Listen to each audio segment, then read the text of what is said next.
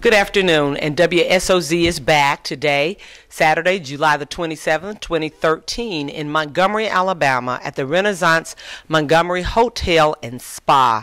As you know, this is a serious time in the history of the United States of America for people of color. A few weeks ago, Section 4 was removed from the Voting Rights Act.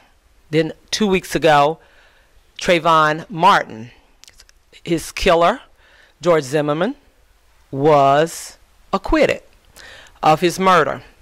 The A.M.E. Zion Church today marched to the state capital of Alabama on Dexter Street this morning, where we stood together as a church and one voice to let the world and the community know that we have come together to agitate, educate, and appreciate as well as affirm who we are as the Freedom Church and our beliefs, and that we will not sit down and sit still for the things that have occurred that will affect our people in so many various different ways.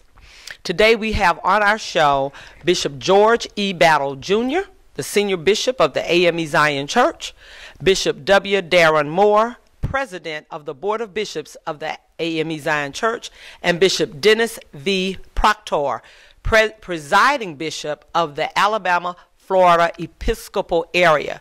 They have come together to represent the Board of Bishops, the entire Board of Bishops of the A.M.E. Zion Church, to give us an official statement of the A.M.E. Zion Church's standing as it relates to the Voting Rights Act and the Trayvon Martin decision.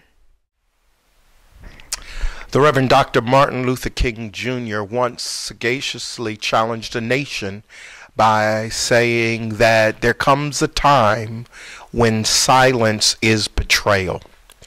The African Methodist Episcopal Zion Church, which is known as the Freedom Church, has a rich and long legacy of advocacy on behalf of equal rights and social justice. We were birthed out of the struggle for inclusivity in our worship and in church leadership. And great and stalwart icons of the civil rights movement and human rights movement in America have been a part of the African Methodist Episcopal Zion Church. Such stalwarts as Harriet Tubman, Sojourner Truth, Frederick Douglass, Jermaine Logan, Alexander Walters, and others have helped to pass on a legacy of social transformation. And so your Board of Bishops and the leadership of the A.M.E. Zion Church on today issues a clarion call for social justice in this country. I am Bishop W. Darin Moore, the president of the Board of Bishops for the A.M.E. Zion Church, and I am honored to be joined with the Senior Bishop of the A.M.E. Zion Church, Bishop George Edward Battle, and Bishop Dennis Vernon Proctor, who serves as the presiding prelate of the Alabama-Florida annual conferences, as well as the New York annual conference and the Western New York annual conference. I will be reading a statement concerning the Voting Rights Act and the recent Supreme Court decision.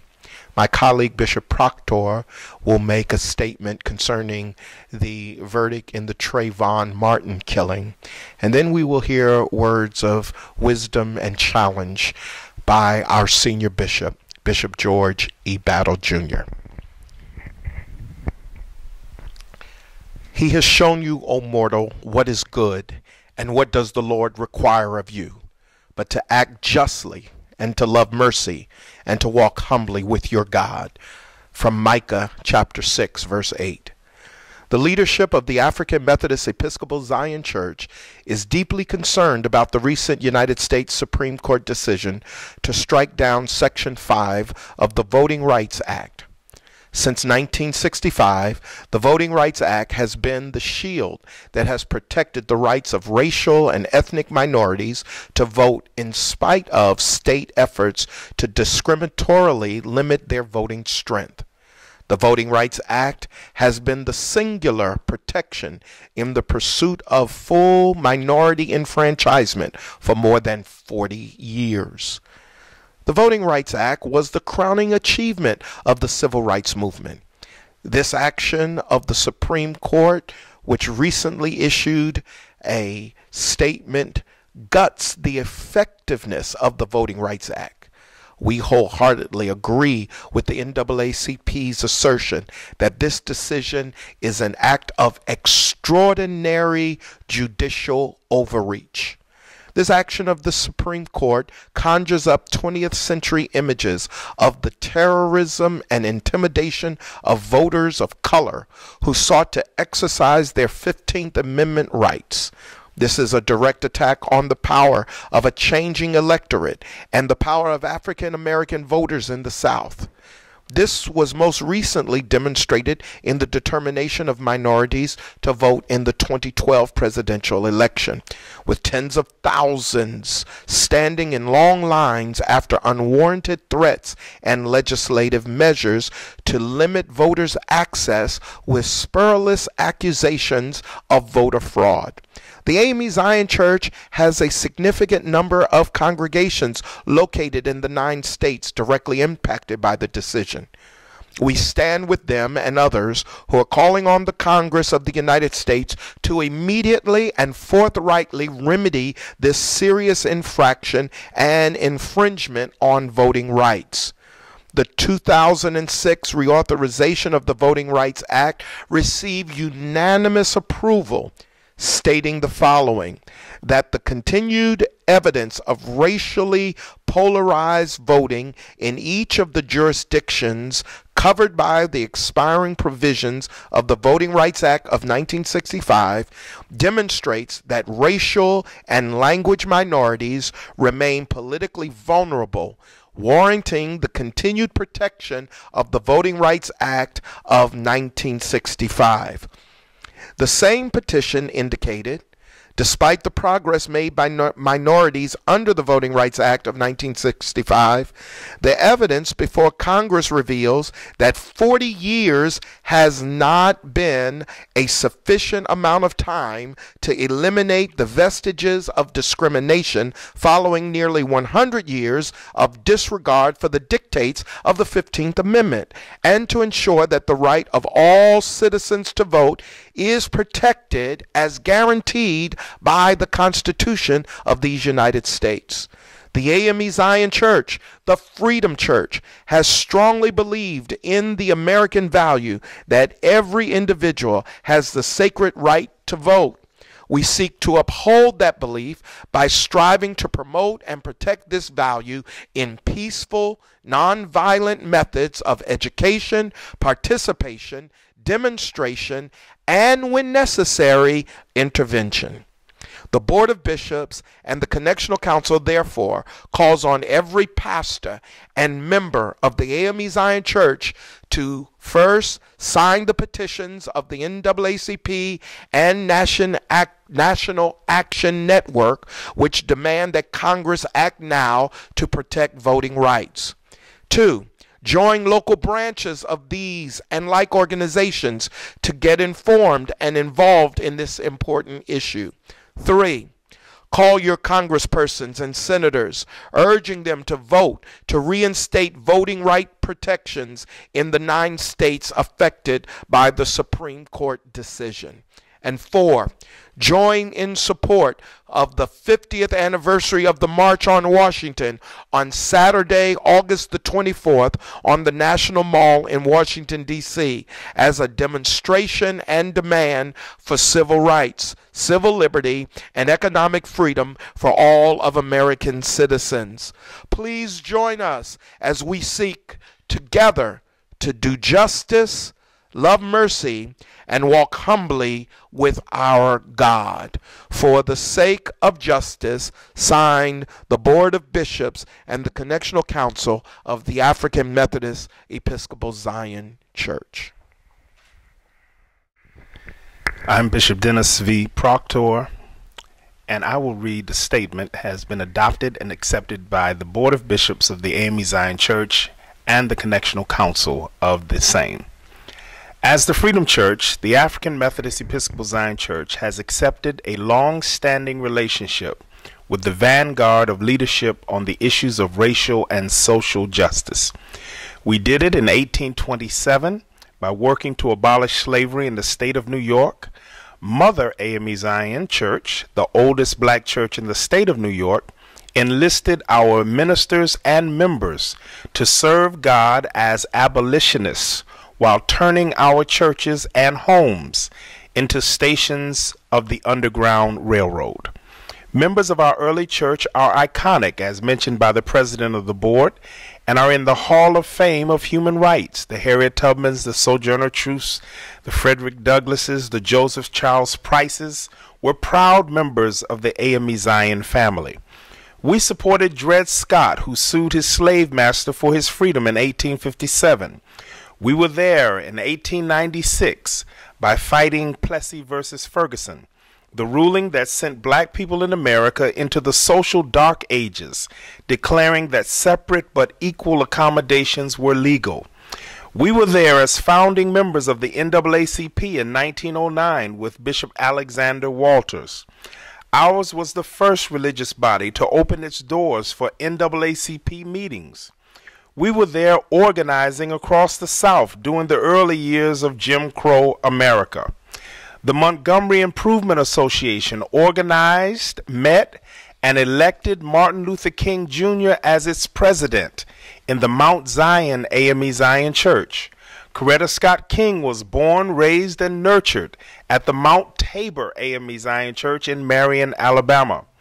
We were present and active in Montgomery, Selma, Birmingham, Pensacola, the New York Freedom Riders, and all other points where civil rights and its movement instituted social change. We strongly urged the appointment of Thurgood Marshall to the United States Supreme Court in 1967. Most recently, we organized massive voter registration, education, mobilization efforts in the 2008, 2010, and 2012 elections.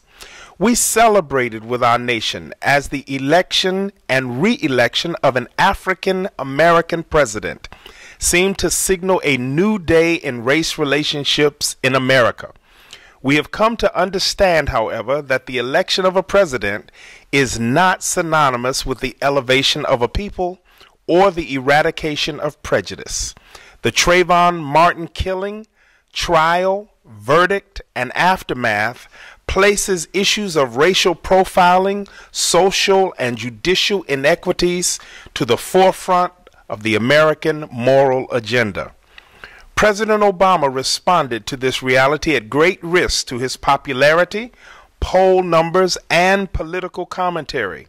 He stepped away from teleprompters, speechwriters, and the Washington pundits to speak from his heart directly to the heart of the American people. In an unprecedented, impromptu appearance, the president took to the podium and declared that he too has experienced unfortunate encounters with racial profiling in America. His speech became even more personal when he said, "Trayvon Martin could have been me 35 years ago," end quote. There has never been a president who has so personalized an acquaintance with racial disharmony from the perspective of the recipient of racial bias. He affirmed that Trayvon Martin's life had value, and that of so many other young African-American males whose lives have been extinguished in the prime of their potential. The president clearly acknowledged that we are not living in a post-racial society. He further noted that the African-American people in our nation view the verdict in the Martin trial through a lens that has already been stained and tainted with the experience of past hurt and abuse. Thankfully, the president's speech was not just an acknowledgement of grief, it was also a call to action. The A.M.E. Zion Church will commit itself to our president's recommendations by 1, participating and encouraging local law enforcement agencies to develop a deeper sensitivity to the plight of the African American male. 2, petitioning lawmakers to take a much needed and critical assessment of stand your ground, stop and frisk, and other laws that disproportionately impact people of color. 3. By developing a replicable program to focus on the total development of the African American male and underserved communities. Partnerships and economic and educational initiatives will be the foundation of this enterprise. The Freedom Church salutes the President for his thoughtful and moving portrayal of his own plight, which happens also to be the reality of the African American in this country. The A.M.E. Zion Church offers to President Obama our thanks and gratitude for sharing this truth with the nation.